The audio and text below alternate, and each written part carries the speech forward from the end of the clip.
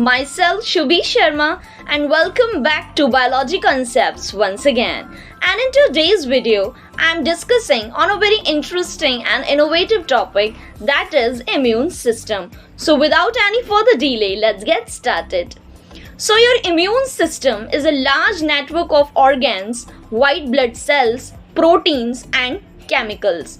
This system works together to protect you from foreign invaders like bacteria, parasites and fungi that cause infection, illness and disease. So आपका जो immune system होता है वो एक large network of organs है, white blood cells हैं, proteins हैं and chemicals है. तो ये लार्ज नेटवर्क ऑफ ऑर्गन्स होता है. ये जो सिस्टम होता है ये आपको प्रोटेक्ट करता है फॉरेन इन्वेडर से, जैसे कि बैक्टीरिया है, पैरासाइट्स हैं और फंजाई है. ये जो फॉरेन पार्टिकल्स या फॉरेन इन्वेडर्स होते हैं ये आपकी बॉडी को हार्म करते हैं, इलनेस, इन्फेक्शन और डिजीजेस कॉज करते हैं. तो जब भी कोई फॉरेन पार्टिकल आपकी बॉडी के ऊपर अटैक करता है तो आपका जो इम्यून सिस्टम होता है वो प्री प्लान एंटीबॉडीज बना के रखता है, ताकि कोई भी अगर इन्वेडर आपकी बॉडी के ऊपर अटैक करे और आपको हार्म करने की कोशिश करे तो ये एंटीबॉडीज उनके अगेंस्ट में फाइट कर सकें और आपकी बॉडी को अल्टीमेटली प्रोटेक्ट कर सकें. क्लियर? और ये कैसे पता लगेगा कि आपका इम्यून सिस्टम प्रॉपर्ली वर्क कर रहा है या नहीं कर रहा? अगर आपका इम्यून सिस्टम डिफरेंशिएट नहीं कर पाता कि आपकी बॉडी के सेल्स के बीच में और फॉरेन इन्वेडर्स के बीच में अगर डिफरेंशिएट नहीं कर पाता है, दैट मीन्स आपका इम्यून सिस्टम जो है वो प्रॉपर्ली वर्क नहीं कर रहा है. ठीक है? और अगर कोई भी फॉरेन पार्टिकल आपकी बॉडी के अंदर अटैक करता है और आपका इम्यून सिस्टम प्रॉपर्ली वर्क नहीं कर पा रहा है तो वो जो फॉरेन पार्टिकल है वो आपकी बॉडी को हार्म कर सकता है और कोई भी डिजीज कॉज कर सकता है. One of the most important example of antibodies are vaccine. आपने देखा है कि अभी जो कोरोना वायरस आया था इसके लिए हमने वैक्सीनेशन प्रोग्राम्स स्टार्ट करे हैं ताकि आपकी बॉडी को वैक्सीनेशन लग सके और आपकी बॉडी जो है वो प्रोटेक्टेड रह सके. ठीक है? तो ये वैक्सीनेशन क्यों लगाया जाता है? ये वैक्सीनेशन इसलिए किया जाता है ताकि जब आपको वैक्सीन लगे तो आपकी बॉडी जो है वो 12 से 13 डेज में एंटीबॉडीज का प्रोडक्शन स्टार्ट कर दे, ताकि कोई भी वायरस अगर आपकी बॉडी के ऊपर अटैक करे तो ये एंटीबॉडीज उसके अगेंस्ट में फाइट कर सके और आपको अल्टीमेटली प्रोटेक्शन मिल सके. So sometimes doctors can prescribe antibiotics to help your immune system if you get sick, but antibiotics only kill certain bacteria that don't kill the viruses. तो I hope so कि आपको समझ में आया होगा कि immune system क्या होता है, कैसे वर्क करता है.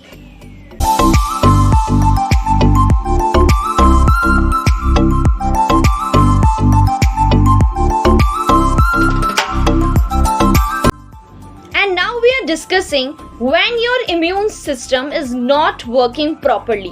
आपको ये कैसे पता लगेगा कि आपका immune system जो है वो properly work नहीं कर रहा है? So when your immune system can't mount a winning attack against an invader, a problem such as an infection develops.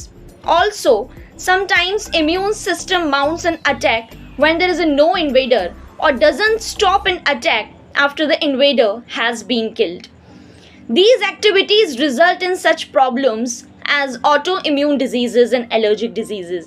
आपने देखा होगा कि कभी कभी आपकी बॉडी के ऊपर फॉरेन इन्वेडर का अटैक होता है, जैसे कि बैक्टीरिया, फंजाई और पैरासाइट्स का, लेकिन आपकी बॉडी को पता नहीं लग पाता. और ऐसा नहीं है कि जब कोई फॉरेन इन्वेडर आपकी बॉडी के ऊपर अटैक करता है तो आपकी बॉडी सिम्टम्स शो नहीं करती. ऑफ कोर्स सिम्टम्स शो होते हैं बॉडी में, लेकिन हम उसे नेग्लेक्ट कर देते हैं, इग्नोर कर देते हैं, और होता क्या है कि वो धीरे धीरे जो है वो इन्फेक्शन डेवलप हो जाता है and it ultimately results in autoimmune diseases and allergic diseases, जो कि बाद में हम डिटेक्ट करते हैं जब हम फर्दर टेस्ट वगैरह करवाते हैं. और फिर बाद में क्या होता है, ये बहुत ही ज़्यादा हार्मफुल हो जाती हैं ये बीमारियाँ. सो इट इज़ इम्पॉर्टेंट कि अगर आपकी बॉडी कोई ऐसा सिम्टम्स शो करती हैं, कोई भी सिम्टम्स शो करती हैं, तो आपको केयरफुल हो जाना चाहिए और तुरंत डॉक्टर के पास जाके कंसर्न करना चाहिए. And now we are discussing the parts of immune system.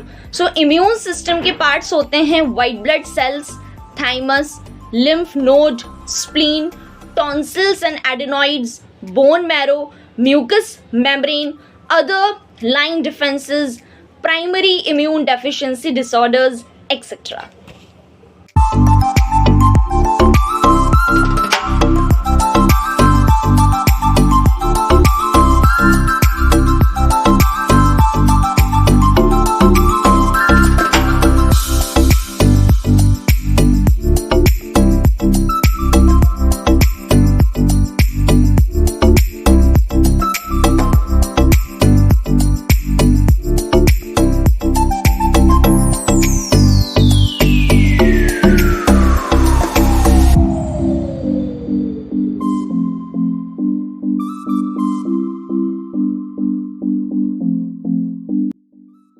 Not the least, we are discussing how we can protect our immune system or how we can keep our immune system healthy.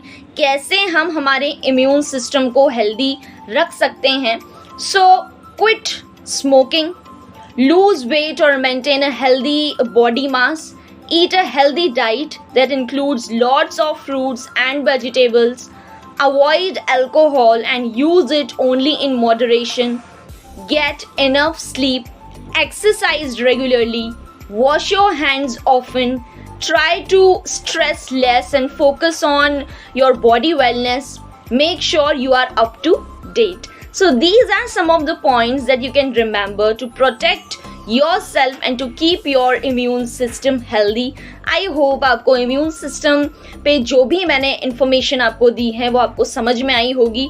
If you like the video and if you like my information, then don't forget to like, share, subscribe and comment down. Thank you so much.